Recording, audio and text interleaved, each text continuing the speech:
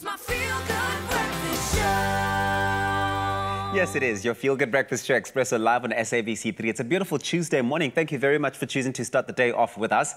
It's time for us to chat mental health, because on Saturday, the 10th of October, the world will be commemorating Mental Health Day 2020.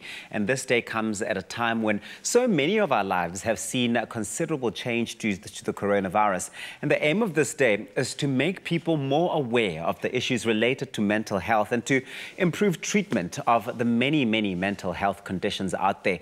Now, bringing it closer to home, many of us have returned to work full-time, and our matriculants are now preparing for their final exams. And this could be a cause for anxiety, specifically performance anxiety. In fact, any sort of anxiety disorder can make it hard to cope with daily life. And this morning, we're joined by clinical psychologist Amy Glover, who will be giving us some insight into mental health awareness. Amy, good morning. Thank you very much for making the time to chat to us. Morning. Great to be here. Amy, what an important conversation to have, really, and the timing couldn't be any better. For sure. What are some of the most common sort of anxiety disorders that we see around us on a daily basis?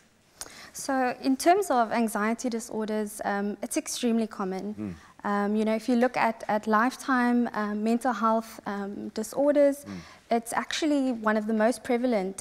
So it's about 15.8% in the South African population. So it's you know, it's a high number. So some of the common ones would be generalized anxiety disorder, social anxiety disorder, panic disorder.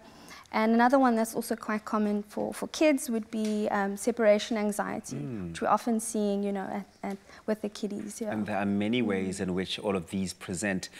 But, you know, very often people do find that the line can be a bit blurry or seem to not understand the difference between stress and anxiety. Is there a difference? What's the difference between stress and anxiety? Yeah, there definitely is a difference.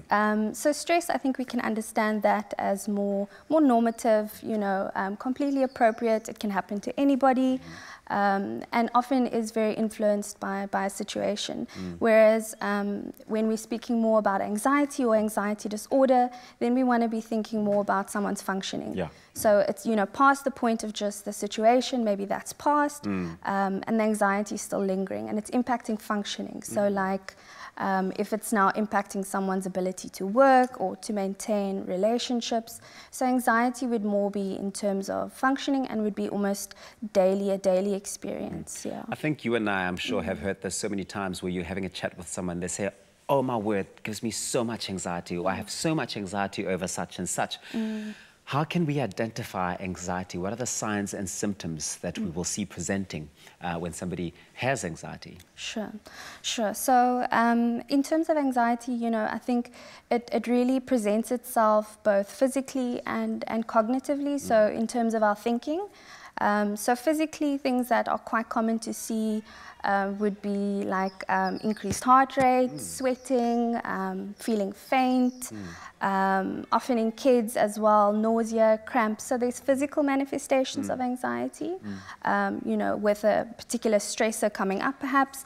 And then also in terms of our thinking, anxiety, the way it plays out there would be more, you know, a lot of fear in anticipation for something, you know, expecting the worst, you know, running those consequences through one's mind, which then impacts sleep. So those are some of the things that you can expect, yeah. And this morning we're specifically sort of focusing on performance anxiety, and that conversation we've got running on our Facebook page, and so many people engaging on that. And performance anxiety, you know, so many people now returning to work, number one. Matriculants are getting ready for their final exams. Students at university level as well are getting ready for their final exams for the year. A lot of performance anxiety going on there, but maybe let's start by unpacking what specifically is performance anxiety and how to see that. Sure.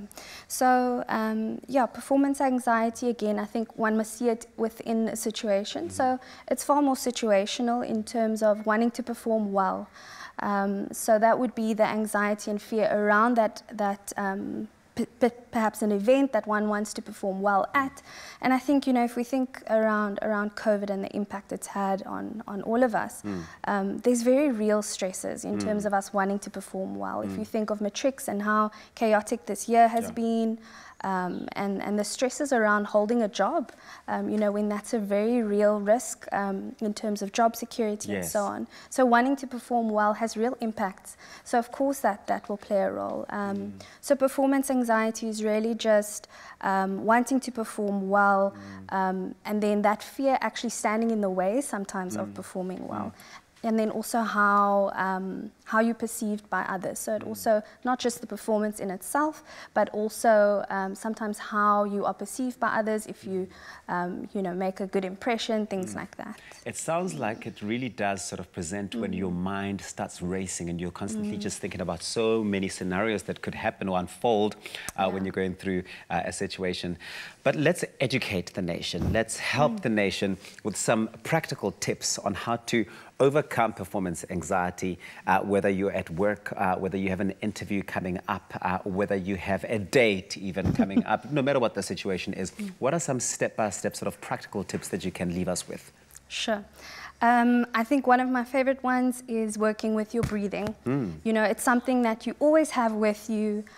So it's a tool that's always accessible. So in terms of breathing, what you're actually doing is you're learning to calm your body down at the same time.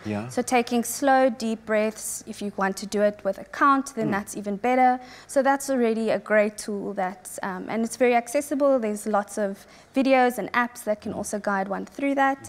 And then I think a cognitive tip, so in terms of your thinking, just remind yourself that thoughts are not facts. And what I mean by that is, you know, there's lots of these thoughts running through our mind. But remember that they're not necessarily fact. We don't have to believe every single anxious thought that runs through our mind, and just challenge that. Fight it. Fight it. Kick it off. Okay, well, we received some comments that have come through from our loyal viewers over here who have sent in comments. And of course, our question was, we all get nervous at times, especially when needing to perform. How do you manage your performance anxiety? This is how some of our people manage their anxiety. Ntlanhla Elsie says, good morning, team. Eat fruit and take deep breath and make my mind relax, which you just spoke about now, right? Which is fantastic. And Ntlanhla, you are on the money. And Spindile Nana says, confidence and never think too much. Just be yourself. Don't overthink it. And then the lonely stoner, says prayer. Okay, well, that's one way. Prayer does it for me. Before I step on stage, I always say a little prayer. I think that's a really good one. There, from Miles C. Ford. Thank you so much, Amy. You've been so fantastic this morning, and hopefully everybody out there can take on the challenge to really just, you know, get into your mind and pluck out all those negative thoughts that give you anxiety and focus on how good you are, because you are at the right place at the right time. And actually, it's mind over matter. Continue to engage with us on our social media using that hashtag Expresso Show. But Amy, you are a rock star. Thank you so much. Thank you. Let's take a deep breath together.